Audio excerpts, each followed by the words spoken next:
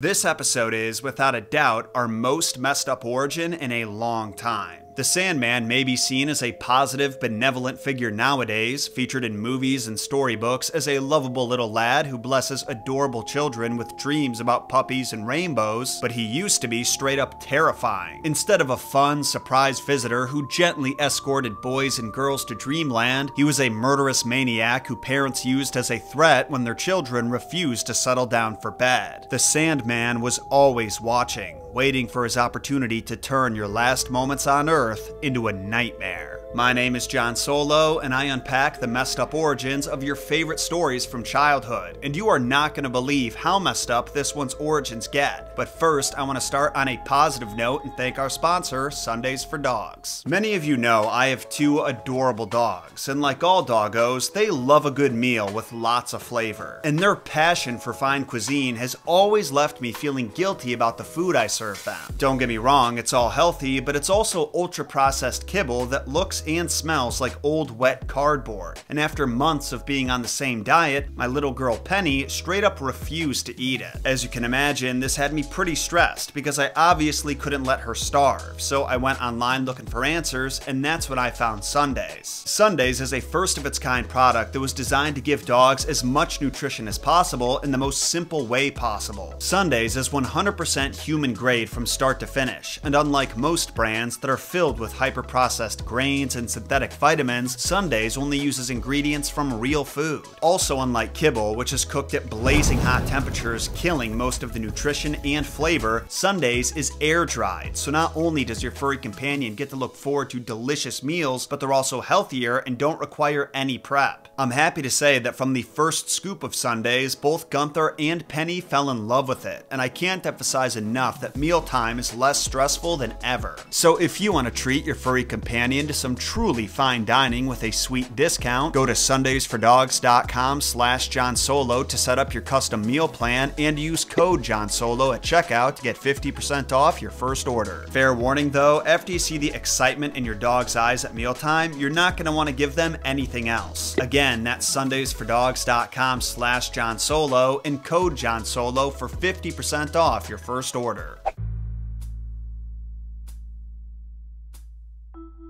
So what's kind of nice about the Sandman is that he's a simple figure to break down because he's not attached to one iconic definitive story that everyone knows. He's like the Santa Claus of sleep, helping people all over the world, but mostly children, get their much needed rest and go on blissful adventures while doing so. The way he does this is with his enchanted sleeping sand, which he sprinkles in the eyes of his beneficiaries. That's why when you wake up in the morning, you'll sometimes have those little crusties around your eyes. That's residue from his magic dust. Actually though, it's a little substance called the rheum, which is just discharge that comes out of your eyes and dries up when you sleep. Delicious. In the modern day, parents might tell their children at bedtime that if they go to bed, the Sandman will visit them and bless them with a restful sleep and good dreams so they're ready to play tomorrow. And funnily enough, his folklore hasn't changed much over the centuries. But John, earlier you said the Sandman was a bloodthirsty maniac.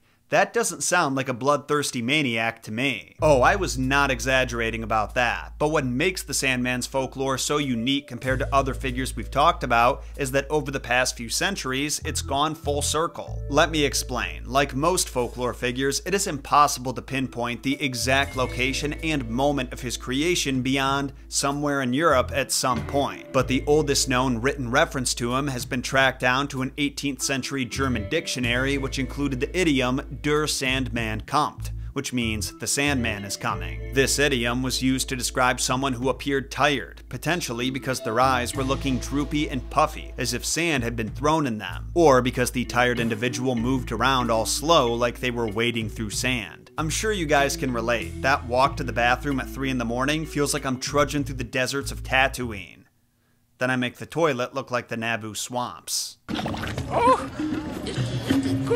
As you can see at this point, the Sandman was a positive figure, or at the very least a chaotic neutral. In theory, a guy delivering dreams could just as easily bring trauma-inducing nightmares, but all we know about the character at this point in time is that he made people sleepy. That being said, a German story written in 1817 would change the Sandman forever. I mean, for a little bit. E.T.A. Hoffmann's short story, Der Sandman, which is German for something like The Sandman, painted a truly disturbing picture of this nighttime visitor. The story opens with an exhausted nurse ushering some children to bed, warning them that the Sandman is coming. And when one of the children, a boy named Nathaniel, asks her who the Sandman is, she gives him the most terrifying answer you could imagine. He is a wicked man who comes to children when they will not go to bed and throws a handful of sand into their eyes so they start bleeding out of their heads. These eyes he puts in a bag and carries them to the half moon to feed his own children, who sit in the nest up yonder and have crooked beaks like owls with which they may pick up the eyes of the naughty human children.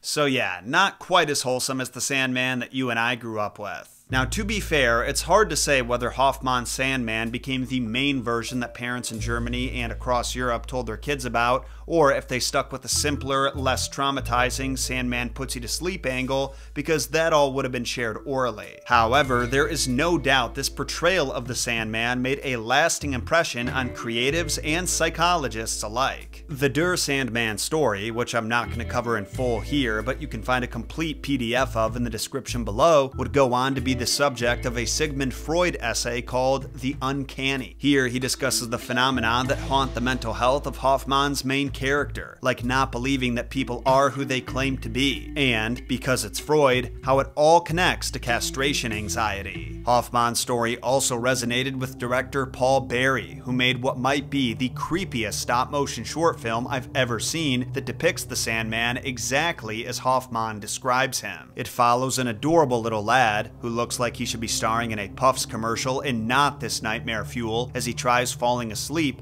but can't shake the feeling that he's in danger. Soon enough, the mysterious, menacing, bird-like Sandman enters his home, slowly makes his way up the tall, dark, and creaky staircase, and creeps into the little boy's room. Unable to wake him up by force, this Birdman starts dancing around his bed, trying to create enough noise to get him to open his eyes on his own. And when he does, the Sandman throws his trademark sand into his eyes and proceeds to rip them out of their sockets. In the next shot, we see the Sandman feeding his little children with these fresh, juicy eyeballs, in the face of the little boy, permanently frozen with fear.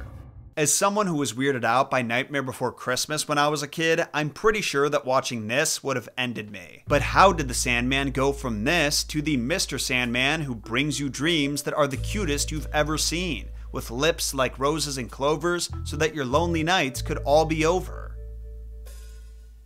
Come on, you know I had to reference it at least once. While there's no direct path that we can trace because folklore, but it seems like the majority of modern-day Sandman iterations were inspired by someone that we haven't talked about in far too long, none other than Hans Christian Andersen. His story, called Ol Lukøy, which is Danish for Olaf Close-Eye, is a lot more wholesome, but in true Andersen fashion, it still has that gentle touch of morbidity and depression that we've come to know and love from his other tales like The Ugly Duckling and The Little Mermaid. In this story, we're introduced to Ol Lukøy, who visits children at night to help them fall asleep and give them sweet dreams. He does this while wearing a color-changing coat and by blowing a very fine dust into their eyes, just enough to stop them from keeping them open. Then, when they're asleep, he takes a seat next to them on the bed and whips out his umbrella. Ol Lukøy had two umbrellas. One had pictures on the inside, and he would open it over the child's head to give them lovely stories to dream about, but the other umbrella was jet black, with no pictures at all. He held this one over naughty children so they would sleep heavy and wake up without dreaming anything. Pretty kind of Ol Lukøy to spare the brats from nightmares and just hold back their dreams.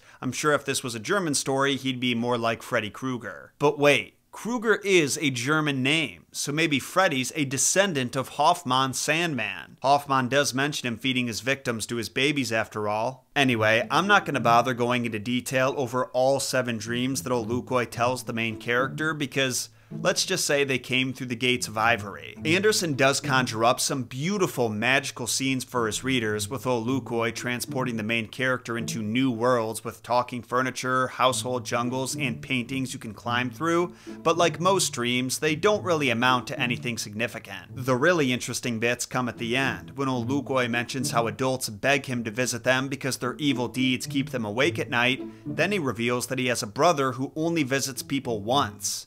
Death itself. This isn't meant to be spooky though, quite the opposite actually. Lukoi teaches the main character that death is nothing to fear, but after that lesson concludes, so does the story. The popularity of this story, featuring a friendlier, more wholesome version of the Sandman, is likely what secured his foothold as the definitive Sandman to most humans, evidenced by the surplus of children's books about the character. Just search Sandman children's book on Amazon and you'll see what I'm talking about. Remember to include children's book though, because if you don't, you're going to get an entirely different result that brings us back to the character's morbid roots, the Sandman comics by Neil Gaiman. This series launched in 1989, and Gaiman does an amazing job using folklore and myth to tell this story about Dream, who's a step above a god. Known as one of the Endless, he not only personifies dreams, he has total control over them, choosing to distribute dreams and nightmares as he sees fit using his magic pouch of sand. This character has a few names, but primarily goes by Dream and Morpheus, after the Greco-Roman god of dreams, who, interestingly enough, doesn't actually have any direct connections to the Sandman from folklore. Both figures had similar jobs, with Morpheus's being a little more specialized in that he delivered prophetic dreams from gods to kings, while other dream spirits called Onoroi delivered dreams to us common folk, but beyond that, there's really no overlap. The Sandman has a little more in common with Morpheus's father Hypnos, the god of sleep, but even then, their tools of the trade are different. The Sandman uses sand to induce sleep, you may have noticed that, while Hypnos travels around with something a little more powerful, a horn of opium. Now, to be fair, I couldn't find any ancient writings that describe Hypnos using this horn on anyone, so it's very possible he doesn't need the opium and just puts peeps to sleep with some kind of god magic. Then again, why carry that thing around if you're not going to use it, right? But while we're on the subject of why, that's the only question we have remaining.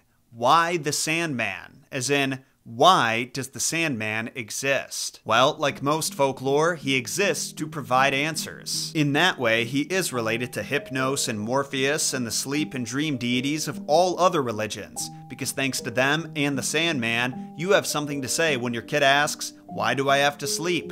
What'll happen to me if I don't sleep? Where do dreams come from?" You know, the usual annoying kid questions that always come at the very end of an exhausting day when you just want to curl up in the fetal position and cry about the current state of your life. Depending on your parenting style and mood, you have the option of blowing their minds with stories about Greek gods, comforting them with Anderson's version of the character, or traumatizing them with Hoffman's. Either way, you'll make their view of the world just a little more magical and interesting, which I think is one of the most important responsibilities parents have. But on a real note, maybe don't tell your 5-year-old that a magic old man is going to rip out their eyes if they can't sleep. I'm not a parent yet, so my advice might not be worth much, but the kid who's told that in the story ends up losing his mind and jumping off something tall. So I feel confident saying that's going to create some problems for you a little ways down the road. But let me ask you, mere mortals, did you know about the Sandman when you were a kid? And if so, where did you learn about him? / what did you learn about him? I'm excited to hear if anyone's family had their own personal Sandman lore, or maybe one of you was told about the scary version and have been haunted by it ever since. Let me know in a comment. Also remember to sacrifice those like and subscribe buttons to get more deep dives into the messed up origins of your favorite childhood stories every Thursday, and short form content 4 days a week where I highlight the most messed up details from the show. I'll see you all again next Thursday. Until then, my name is John Solo, and remember, John shot first.